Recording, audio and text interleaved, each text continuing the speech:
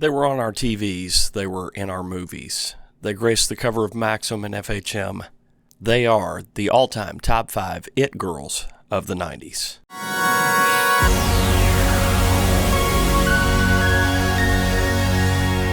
These are in no particular order.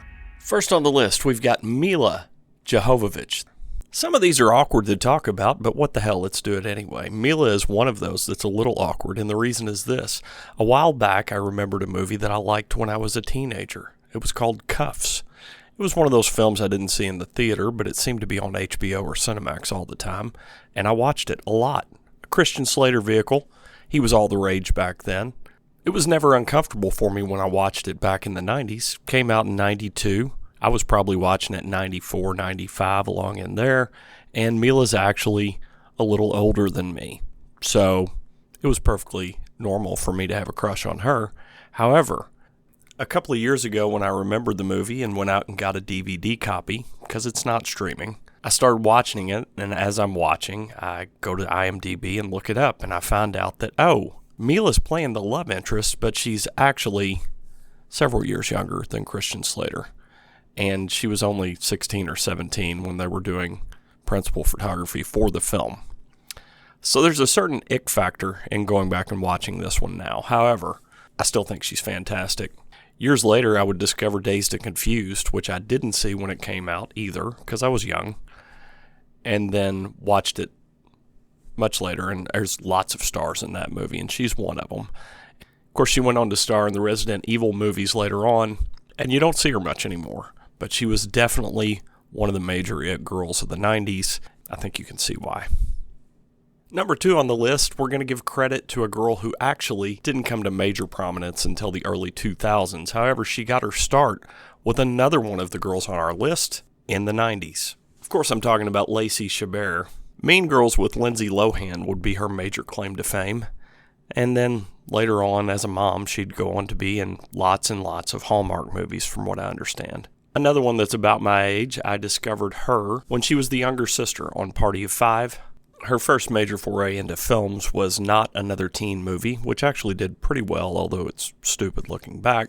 That was in 2001. She was also in Lost in Space in 98. Mean Girls was her last notable movie role before she fell into Hallmark Hell, which is where you can still find her today, with another honorable mention it girl from the 90s, Danica McKellar. Our next lady on the list is probably the most notable from the 90s. She graced all the magazine covers, she had pop albums, and she even had a song written for her, The Girl on TV. The 1999 single by the dearly departed Light Funky Ones, or LFO, as they were known. Jennifer Love Hewitt, or Love, as her friends call her, has literally been on TV my entire life. She's 2 months older than me, and I can't remember a time when she wasn't in something up until pretty recently.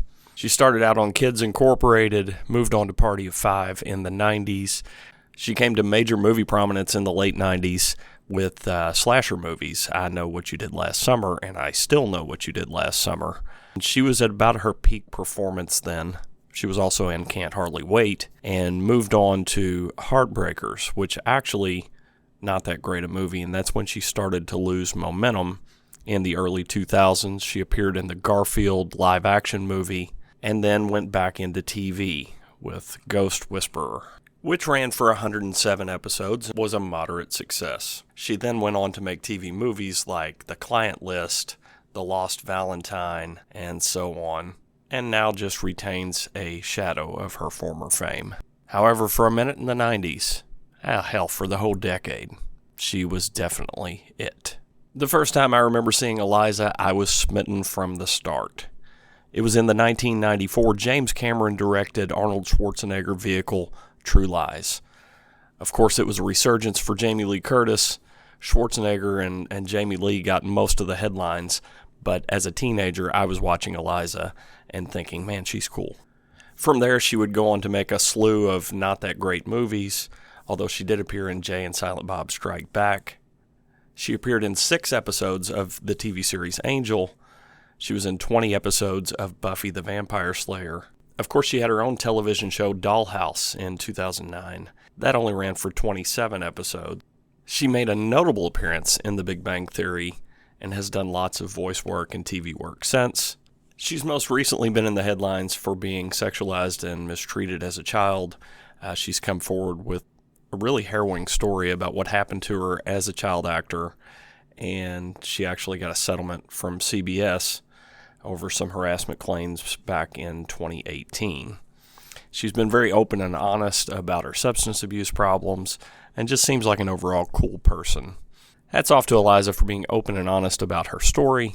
I hope she's doing well, and I thank her personally for all the memories and the cool shows that she was in. And number 5 on our list, the clueless girl, Alicia Silverstone. Alicia will always be most known as the girl from Clueless, as it was an iconic movie in '95. I remember watching it for the first time, and it's really a good snapshot of what life was then in high school in the '90s.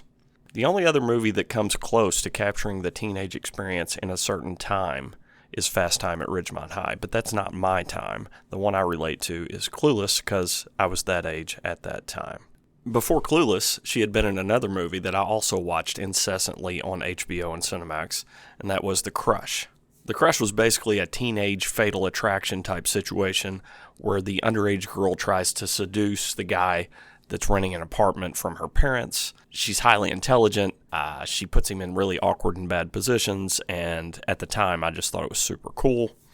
It's another one that's hard to go back and watch now because it's a little cringy, a little ick factor, but back when I was a kid, I thought it was a great movie. She was also in all the Aerosmith videos back in the day. That's what really made her famous, because she was on TV, on MTV all the time. Then Clueless took her into the stratosphere. After Clueless, she would have a hard time getting those kind of roles anymore, though. She appeared as Batgirl in what's probably the worst Batman movie ever made. But she would have one other role that I really liked myself. It wasn't a fantastically popular movie, but it was pretty good. And that's when she played as Eve across from Brendan Fraser in the 1999 movie Blast from the Past. Also featuring Christopher Walken and Sissy Spacek, directed by Hugh Wilson of WKRP and Cincinnati fame. It's actually a sweet, fun movie, and I wish more people would watch it because it's got a good message, she delivers a good performance, and Brendan Fraser is awesome, as he generally always is. So that's it for our 5 It Girls of the 90s. Who do you think should have been on the list? Which ones do you think should not have been on this list? Please comment below and give me a subscribe if you are so inclined. That's all.